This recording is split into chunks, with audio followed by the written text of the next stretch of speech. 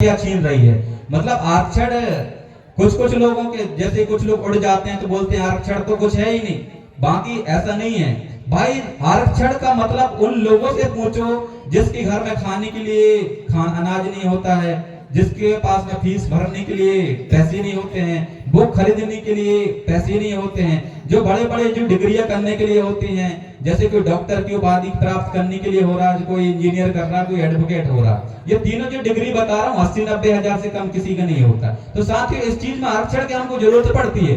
अपन उस रिजर्वेशन को भले ही नहीं जानते हैं, रिजर्वेशन का विरोध तो वो लोग कर रहे हैं जो खुद पढ़ते ही नहीं है, किसी चीज का उनको जानकारी भी नहीं है, और बोल देते हैं हमको क्या है आरक्षण नहीं चाहिए, जबकि आरक्षण हर बच्चा उसका स्कॉलर ले रहा है। भाई राज्य का कर्तव्य ड्यूटी है, हम गवर्नमेंट क्यों बनाते हैं? राज्य हम इसलिए गवर्नमेंट बनाते हैं कि राज्य हमको क्या है कुछ कुछ सुविधाएं प्रोवाइड करा सके। इसी प्रकार 17 में दिया है अप्रसता। पहले देश आजाद होने से पहले हमारे पुरखों ने बोले हैं, और हमारे कुछ कुछ सियानों ने देखे भी होंगे कि हमारे साथ में जैसे ब्राह्मण लोग थे, बड़े बड़े ठाकुर तिलिया बनिया है ना, इन लोग अपन से क्या करते थे, छुआछूत करते थे। ऐसे छुआछूत को मिटाने के लिए संविधान में आरक्षण दिया गया अप्रसता, जिसमें छुआछूत को खत्म किया गया। और इसी आर्टिकल के अकॉर्डिंग ही संविधान में और एक अलग से हमारे लिए SC/ST एक्ट 8089 जो एट्रोसिटी एक्ट है, ये अलग से हमारे लोगों को संरक्षण करने के लिए, हमारे अधिकारों को हम लोगों को संरक्षण करने के लिए गवर्नमेंट नए नए कानून बना रही है। जैसे SC/ST एक्ट, किसी को कोई अगर अपने ST को कोई गाली गलौज दे देता है, कोई किसी को मार देता है, तो हमारे लोग हमें ही लोग बोलते हैं अरे SC/ST एक्ट एट्रोसिटी एक्ट लगवा दो, उसको जमानत नहीं मिलेगी। भाई इतने कानून हमको गवर्नमेंट ने दिया है, हमको इतना पावर मिला है कि अगर कोई ST या गवर्नमेंट को कोई अगर कोई गाली दे दे, कोई ठाकुर या कोई पंडित, तो उसको जमानत नहीं होगी, उसको जेल हो जाती थी। भाई हमारे लिए इतना कानून बनाया हुआ है गवर्नमेंट, तो भाई हम इस देश के कोई ना कोई तो होंगे। भाई हमारे लिए अगर कोई कानून बनाया है, अगर हम इतना मुखिया हैं तो हमारे लिए तो कोई कुछ होगा। तो इसलिए अगर हम देश के मालिक हैं, हमारे लिए गवर्नमेंट सोच रही है, तो इस चीज को हमको जानना पड़ेगा। जब तक हम खुद नहीं पढ़ाई करेंगे, अध्ययन नहीं करेंगे बड़े बड़े शास्त्रों का, तब तक हम अपने आप को नहीं जान सकते कि हम लोग कौन हैं। इसी प्रकार 18 में उपाधियों का अंत हो जाता है। आर्टिकल 19 में स्वतंत्रता प्राप्त है ढेर सारी आपको स्वतंत्रता में, जैसे मैं आपको आज बोल पा रहा हूँ, ठीक है, मैं आज यहाँ बोल पा रहा हूँ, सभा आप लोग यहाँ मंच में सुनने आए हैं, मेरे विचार के हैं, सभा कर रहे हैं, अपन सम्मेलन कर रहे हैं, कहीं भी आ जा पा रहे हैं, कहीं भी अपन घर बना पा रहे हैं, कहीं भी मकान रह पा रहे हैं, कहीं भी अपन व्यापार कर पा रहे हैं, काम धंधा कर पा रहे हैं, आ जा पा रहे हैं। ये किसने दिया है? ये हमको संविधान से प्राप्त हुआ है, अपन को ऐसे ही प्राप्त नहीं हुआ है। इससे पहले हम लोगों के यहाँ राज शासन व्यवस्थाएं होती थी, लड़ाइयां होती थी, एक दूसरे को मार दिया जाता था, कोई सुनने वाला नहीं था। ये हमें ये जो प्राप्त हुई है, बिरसा मुंडा जी, शंकर शाह रघुनाथ साहब, ऐसे जो महान सपूत हैं जो बलिदान हुए देश के लिए। आपको मेरी बातें थोड़ी बोरिंग सा लगता होगा कि क्या बात बता रहे हैं। भाई अगर जब तक आप संविधान की बात नहीं जानोगे, तो आपको कोई भी आपको जेल में डाल दिया जाएगा। वही मैं बताना चाहता हूं, जैसे अनुच्छेद आप 20 में देख लीजिए, अनुच्छेद में क्या होता है, दो सिद्धिक संबंध में संरक्षण।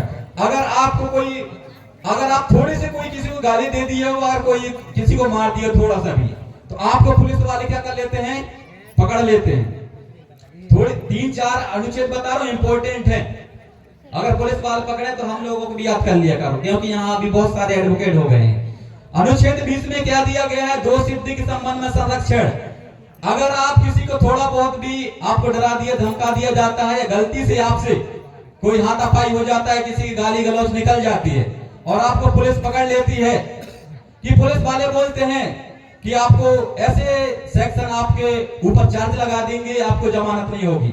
तो भाई संविधान आपको अनुच्छेद 20 में अधिकार देता है कि अगर आप थोड़े से अपराध किए हो, तो आपको लोग बड़े सजा, आरोप या चार्ज नहीं लगा सकते सेक्शन। ये आपको अधिकार है।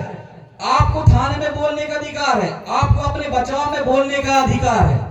अगर एक सजा आपने गलत की हो, तो आपके एक सजा के बदले वो आपको 2 अधिकार नहीं दे सकते, पर आप नहीं बोल सकते। उसके लिए आपको किसी एडवोकेट की जरूरत पड़ेगी, कोई विधि सहायता, जो आपको कानून के क्षेत्र में जानकार है, उस व्यक्ति से आपको बात करनी होगी। उसी प्रकार अनुच्छेद 21 में क्या होता है, प्राणवाधिक स्वतंत्रता, जिसको क्या बोला जाता है, राइट टू इम्प्लेजिबिलिटी। इसका मतलब क्या होता है, जीने का अधिकार। आज जो आप यहाँ आ रहे हो वो क्या है, जीने का अधिकार है। आज जो आप खा रहे हो जीने का अधिकार है, सो रहे हो जीने का अधिकार है, बात कर पा रहे हो, जा पा रहे हो, आ पा रहे हो, गाड़ी चला पा रहे हो, संसार की सब सुख सुविधाएं ले पा रहे हो, टीवी देख पा रहे हैं, घूम पा रहे हैं, यूज कर पा रहे हैं। ये किसने दिया है हमको, संविधान से मिला प्राप्त अधिकार है हमको। आपको भले ही मजाक से लगता होगा कि संविधान क्या है, भाई संविधान में अनुच्छेद, संविधान में 106 बार संशोधन हो चुकी हैं और हमने 6 बार भी संविधान को एक बार भी नहीं पढ़ा है। दुखद की बात है कि नहीं आप अपन में, हम देश के मूल मालिक कहते हैं अपने आप को, पर देश में जो हमको अधिकार दिया है संविधान ने, उस संविधान को हमने एक बार भी अध्ययन नहीं किया है, तो हम देश को कैसे अपन संरक्षण कर पाएंगे और हम अपने आने वाले पीढ़ियों के लिए क्या इकट्ठा और क्या संरक्षण कर पाएंगे, ये चिंता की विषय है। इसलिए हमें बोलते हैं कि शिक्षा बहुत ही जरूरी है। अगर शिक्षा नहीं होगी तो हमको कोई भी मतलब हम तर्क करने की मानसिकता खत्म हो जाती है। शिक्षा के बिना ही सब शून्य है। इसी प्रकार अनुच्छेद 22 में गिरफ्तारी से संरक्षण हो जाती है। अगर कोई आपको, कोई पुलिस वाले अगर कोई SIATI नहीं है तो पहली बात तो कोई कांस्टेबल को इतना अधिकार ही नहीं है कि आपको पकड़ के घर से ले जाए। साथियों, अगर आपके घर में कोई कांस्टेबल आपको डराता है कि इस धारा के अकॉर्डिंग आपको अंदर कर दिया जाएगा, तो आप कानून के किसी भी सलाहकार से आप संपर्क कर सकते हैं। अगर आप गलत नहीं किए तो आपको डर किस बात की। और आपको आपके क्षेत्र में चाहे किसी भी प्रकार से आजकल दबाने का प्रयास किया जा रहा है तो राजनीतिक पार्टियां लग जाती हैं या फिर पुलिस आ जाती है और हमारे लोगों को क्या दबा दिया जाता है। किसी भी हर प्रकार के मुद्दे में ऐसी होती है। तो अगर आपको कोई गिरफ्तार करती है तो आप उससे पूछो कि भैया मैंने कौन सा अपराध किया तो आप मुझे पकड़ने आए हो। उसमें अधिकार दिया है कि आप अपने किसी भी नजदीकी आपके पहचान के आप कानून के जानकारी अधिकारी से आप बात कर सकते हो। उसमें यह भी लिखा है हमारे लोगों को पकड़ के पहले डिटेंड किया जाता था, 4-4, 5-5 दिन, एक हफ्ता जेल में रखकर पुलिस वाले हमारे लोगों के साथ में अत्याचार शोषण किया जाता था, हमारे लोगों को मार दिया जाता था, जेल में मारा किया जाता था। जबकि ये सब अधिकार पुलिस वालों को नहीं है, पुलिस वालों के अधिकार नहीं है। पर ये सब कैसे जानोगे आप, जब तक आप पढ़ाई लिखाई नहीं करोगे, जब तक आप ये सभी अधिकार आपको जानकारी नहीं होंगे। अगर आप थाने में है, कोई पुलिस अधिकारी आप पे हाथ उठाती है, आप पे कुछ हो जाता है तो पुलिस तुरंत उसकी ड्यूटी रिजाइन हो जाएगी, सस्पेंड किया जाएगा। आपको अगर नजदीकी मजिस्ट्रेट के सामने न्यायिक या किसी कोर्ट में पेश नहीं किया जा रहा है तो उनके ऊपर कार्रवाई होगी। अगर आपको कोई पुलिस पकड़ता है तो आपको 24 घंटे के अंदर कोर्ट में पेश किया जाएगा और आपको अपने बचाव पक्ष के लिए आपको अधिकार है कि वहां आप बात रख सकते हो। क्योंकि मात्र पुलिस के पकड़ लेने से या फिर कर देने से हमारे लोग गलत नहीं हो जाते हैं। आजकल हमारे लोगों को ही फंसाने का जो वर्तमान गवर्नमेंट है या फिर कोई सेठ साहूकार है, हमारे लोगों को जबरदस्ती फंसाया जा रहा है। आप लोग टीवी में अब देखते होंगे या यूट्यूब में देखते होंगे, छत्तीसगढ़ में जंगल कट रही है। हम जंगल के मूल मालिक हैं, हम जमीन के लिए, जंगल के लिए, जल के लिए लड़ाई लड़ रहे हैं। अगर वो अपने स्थान में छत्तीसगढ़ हंसदेव जंगल के लिए वो लड़ाई लड़ रहे हैं तो क्या वो गलत है?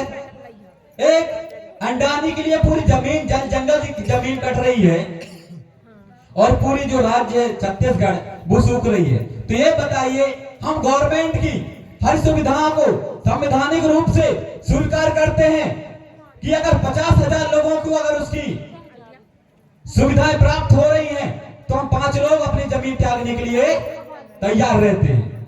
उसी प्रकार अगर वहां लाखों के लोगों की जल, जमीन, जीवन यापन करने की सुविधाएं पूरी तरह से खत्म, विलुप्त करती जा रही हैं और मात्र एक अंडानी के लिए, बनाने के लिए, तो आपको समझना होगा जो वर्तमान गवर्नमेंट है तो आप लोगों का वो संरक्षण कर रहा है या आप लोगों को भक्षण कर रहा है। आप समझिए इस बात को। मैं डायरेक्ट आपको नहीं बोल रहा हूं कि ये पार्टी गलत है वो पार्टी गलत है। भाई तर्क कीजिए आप कि गवर्नमेंट कर क्या रही है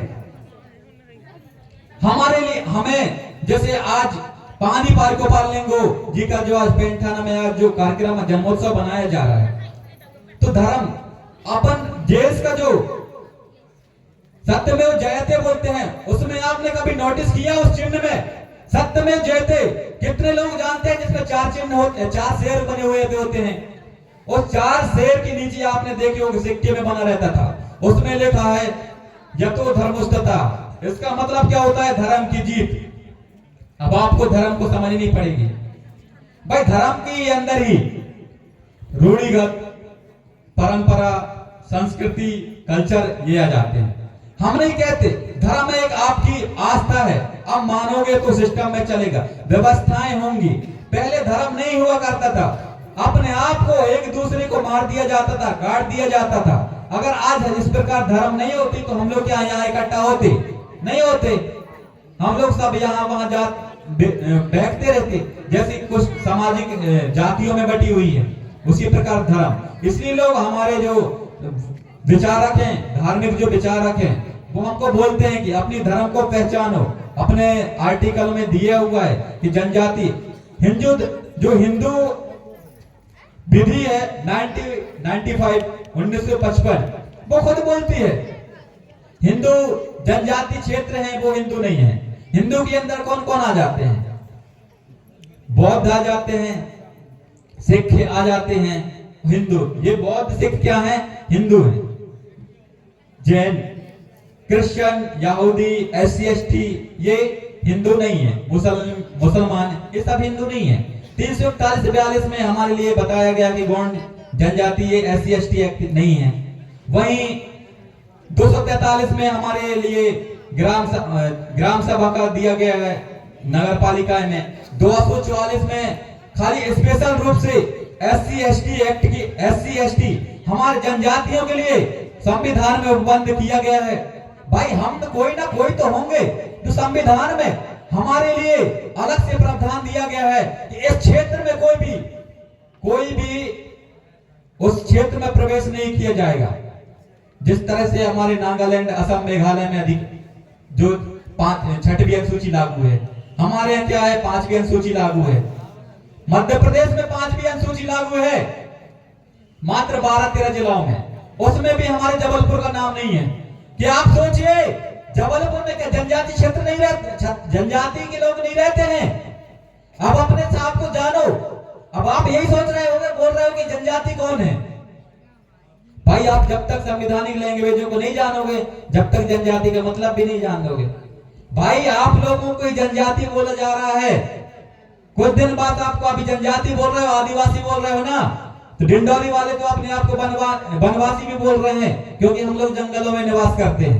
आप बताइए, आप वनवासी हैं, आदिवासी हैं, ये भी जनजाति हैं? भैया कोई तो बोल दो।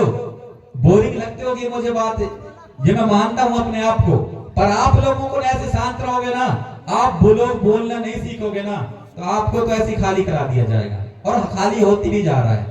आप लोग गांव में भीड़, हमारी जनसंख्या है, पर हमको हक अधिकार मालूम नहीं है, इसलिए हम लोगों को कागजी रूप से क्या हो रहा है, सफाया हो जा रहा है। हमारे यहाँ इतने सारे लोग हैं जो मेरे से जो वरिष्ठ हैं, अधिकारी कर्मचारी हैं। हमारे यहाँ देश आजाद होने के बाद लगभग 10 साल बाद क्या हुआ है, भू अधिकार अधिनियम बना है, लैंड रेवेन्यू। लैंड रेवेन्यू कितने लोग जानते हैं? भू अधिकार, लैंड रेवेन्यू, जिसके अकॉर्डिंग आपको वही पट्टा दिया जाता है। मालूम है? नहीं है, बहुत सारे लोगों को नहीं पता होगा। तो क्या देश आजाद होने से पहले हमारे पूर्वज लोग नहीं थे क्या? थे। हम यहाँ के मूल मालिक हैं, इसलिए हमारे लोगों के लिए पूरी जमीन, हमारे गांव का गांव हम लोगों का हुआ करता था। पर गवर्नमेंट आई, उसके बाद बाहर से लोग आए, उन लोगों को जगह नहीं हुआ मिला करता था। राज्य सरकार ने कानून बना दिया। उन लोगों को किस लिए कानून बनाया? बाहर के लोगों को हमारे देश में, हमारे राज्य में धीरे धीरे क्या करने के लिए, बसाने के लिए। बाहर के लोग धीरे धीरे आगे क्या करने लगे, हमारे राज्य में बसने लगे। गवर्नमेंट एक कानून बना दिया, लैंड रेवेन्यू 1959। उसके अकॉर्डिंग क्या हुआ, हमारे अब गवर्नमेंट क्या बना दिया कि दूसरों का व्यवस्थाएं के लिए, सुख सुविधाओं के लिए भाई थोड़ी थोड़ी तो आप लोग भी जमीन लोगे। अब हम लोग अब उसमें क्या लिख दिया है, जो भी राज्य का जमीन है वो किसका है, सरकार की है। अब ये बताइए ना, उससे पहले आप लोगों का जो वही पट्टा होता था उसमें क्या लिखा जाता था, भूस्वामी। क्या हुआ करता था, भूस्वामी। अब क्या हो गया, खाता धारक। खाता धारक मतलब क्या होता है, जैसे बैंक में अकाउंट होता है, किसी दिन भी बंद हो जाएगा। अब बैंक भी प्राइवेट है। अब भाई जब तक आप शिक्षा नहीं ग्रहण करोगे ना, अब अपन को बैंक वाले कैसे रोप झाड़ देते हैं, जबकि बैंक अपने लिए कुछ नहीं है। बैंक अपन लोग मालिक हैं, बैंक तो नौकर है। अपन लोगों का पैसा से खाता चल रहा है बैंक, ढेर सारे बैंक चलते हैं, पर अपन के ऊपर बैंक अधिकारी कैसे रोप झाड़ते हैं। भैया जब तक जानोगे नहीं ना बहुत सारी चीजें आपको, उसी प्रकार हमको गवर्नमेंट को समझनी पड़ेगी। ये राष्ट्रपति कौन है, प्रधानमंत्री कौन है, मुख्यमंत्री कौन है, राज्यपाल कौन है, संसद क्या है, विधानमंडल क्या है। जिस देश को चलाने के लिए पार्लियामेंट बनती है, जिसको हम चुनते हैं और भेजते हैं, वह संसद में बात रखती है। गलत लोगों को भेज देते हैं अपन, जहां कानून बनती है हमारे लिए कोई बात नहीं रखता, संसद में जाके सोते रहते हैं हमारे यहाँ के पार्लियामेंट के।